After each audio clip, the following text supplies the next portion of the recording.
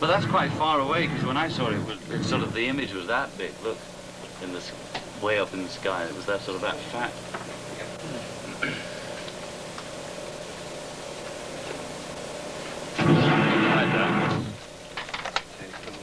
It's just hard to get the whole thing because the wind.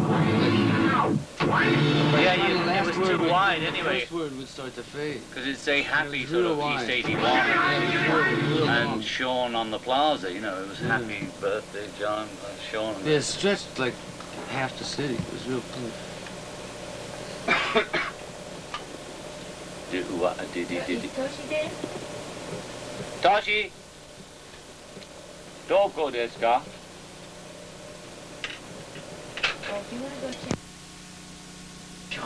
Oh, my dear one.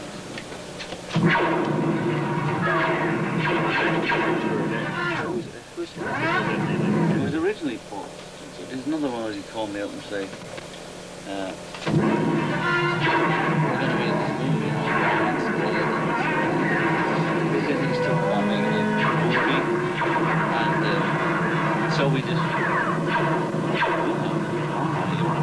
let's make a movie, you know. And he says, write a bit. So I just wrote dreams that I had down. I'm trying to recreate that. But the one bit, the only bit I like that I contributed is the dream sequence where they're eating, and there's a very fat lady in this English or Scottish really not like a couple, dead fat guy, and he's saying something or other to her, and it was a real dream of mine, but added in. And people are walking all over the tables. There's an elevator that comes down. This was in the dream. Comes down like one of those French ones that you can see. There was a midget in it. He comes down, lands right on a table, and gets out. And people are coming out of the elevator, walking across the room. But the waiter is me. Only most people didn't recognize me. I dressed like my father, my stepfather, because they were both waiters. Greased the hairband, a little pencil, you know, those cheap-looking Valentino things out in the bottles. And got this big greased hair and this crazy. Like that. And I'm shoveling the food on the table like this with there's all spaghetti and the fat one was just eating it. Even they're talking as if I'm not doing it. I'm just doing it like John Cleese, in fact. That's sort of, you know, that is, yeah, it was a great scene. That was my dream, you know, but he had it kind of, he said that we're going to go on this tour, you know, and it's on a bus, and here he says, this quarter you have to fill it in. So I said, well, how long have I got? You know, you got 2 days. Oh, I have. Okay. So I got 2 days, so I'm trying to fill in he has an hour written like that, you see. And would each of you do one quarter, or he? Well, he was dividing up a bit like a record, you know. But the fact is he'd written about 10 songs, I had none. I had Walrus, there's only one John song in that film. I mean, it's entirely me. I contributed to the Mystery Tour songs. And what else is there? He's got Through the Hill and Coming Down the Steps, Mother, and We Should Know, whatever like that. What? We're making a movie? Okay, we'll get in on it, on the act. So Walrus, I filmed that part too. And I had all these policemen on the top of these big hangars. We couldn't find a studio, so the guy got us an airplane hangar to film it, you know. And they had these big concrete blocks that apparently were to save the planes in the war. So I was doing this kind of Fellini thing where everybody's dressed up. We're all dressed as the war. I can't remember, I confused myself with all the jokes. I don't remember. But whatever, we're dressed up with these funny people. And there's all these eggheads. And I had all the cops on the top of this thing. City police. I got it because I didn't know anything about real filming, and the cameraman apparently didn't either. Nobody else. I got into the editing room. And it's out of frame for TV. You know, so I said, okay. So they pulled it, I said, put it into a printing frame. And the frame starts coming back over the top. I said, okay, we'll print the cops down below. So you see, if you ever see it, you'll see that all the sky, well, it's surreal again.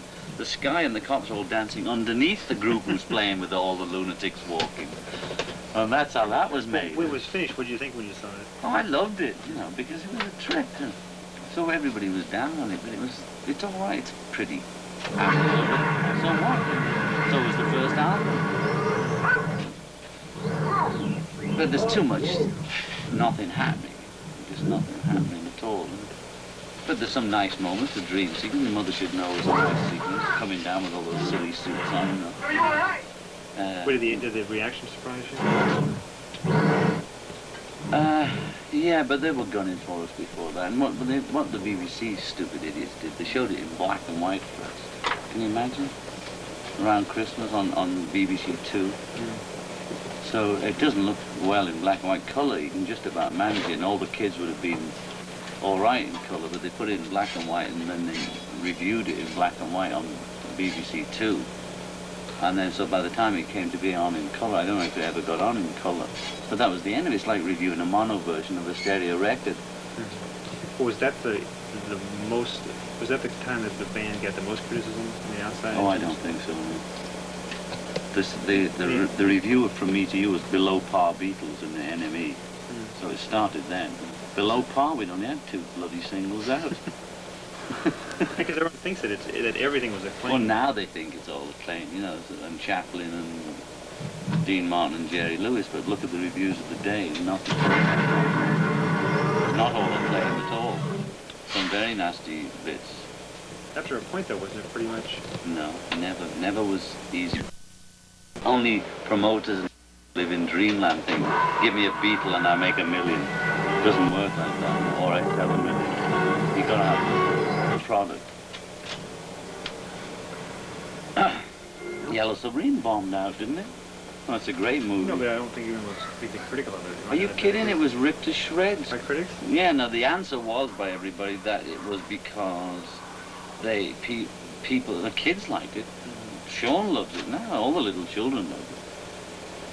Because they expected the real Beatles to be in the movie and they were tricked. And that's one way, but still, I think it's a great movie. It's my favourite movie.